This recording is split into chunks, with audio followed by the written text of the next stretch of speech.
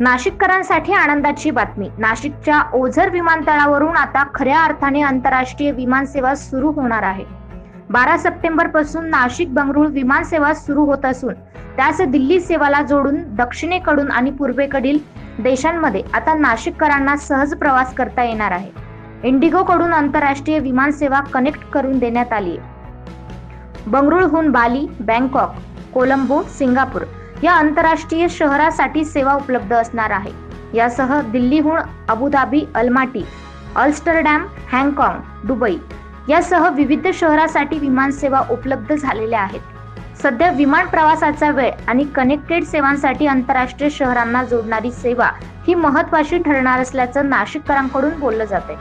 या आंतरराष्ट्रीय connected विमानसेवामुळे Nashik Bangkok प्रवास 17 तासात तर सिंगापूर आणि बाली हा प्रवास अवघ्या 12 तासात पूर्ण होणार आहे.